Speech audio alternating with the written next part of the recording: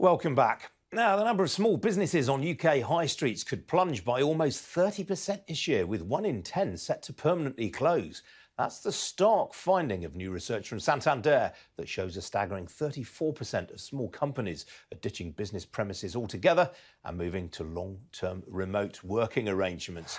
Well, joining me now to talk about this research is Susan Davis. She's Santander's head of business banking. Susan, welcome to you. We're not talking then clearly about just retailers leaving the high street. Good morning, Ian. No, we're not. I think since last summer, optimism has dipped, and nobody could have contemplated that 10 months later we'd be deep into a third lockdown. And this new research reveals the extent of the impact on small and medium-sized businesses. You know, some of the stats, they're really sobering, but there is optimism. And one thing I think is certain, that SMEs have shown their resilience and adaptability. Well, they have indeed. To what extent do you think this is down to companies going to remote working then, as you have suggested?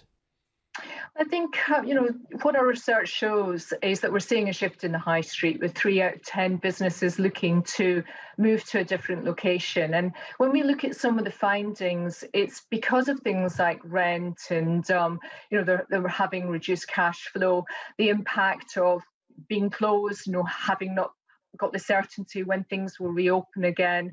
And particularly, for those businesses who haven't managed to take their operations online and rely upon footfall, it's particularly difficult for them right now. Do you get the sense that a lot of landlords of high street properties are showing much forbearance to their tenants?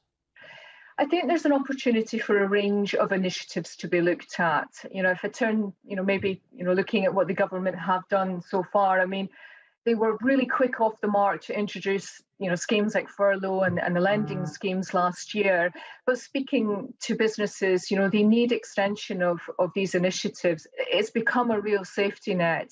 They need it for breathing space. Breathing space until they know when restrictions will lift and things will improve for them. Speaking to so many businesses right now, they'll tell you, they need some certainty to be able to, meet the needs that they have.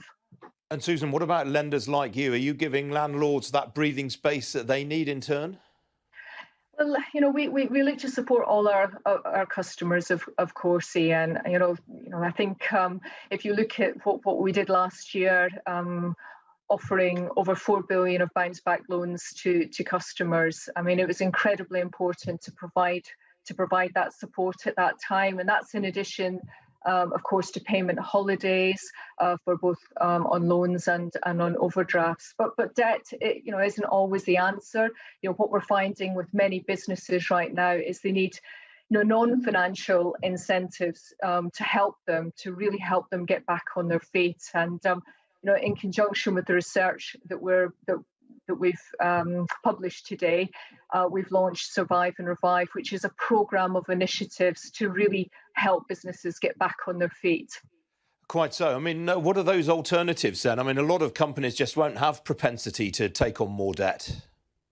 Absolutely. And what we're finding, a number of businesses are looking for a range of support. And it may be that they want to, start to trade online. They need to set up a website. They need to look at new markets. So we're helping with a range of support that allows them to do just that. One of the findings, from our research, was that many business owners are finding this period very difficult, and the impact on their mental health. Women business owners in particular, and one of the ways we looked to support last year was running a women's business mentoring scheme, and we had a phenomenal response from over 200 mentees and mentors. So successful, we're going to run it again this year. So these are some of the initiatives really to help businesses through this particularly difficult period right now. All right, Susan Davis, good to talk to you this morning. Thanks very much for joining me. Thank you very much.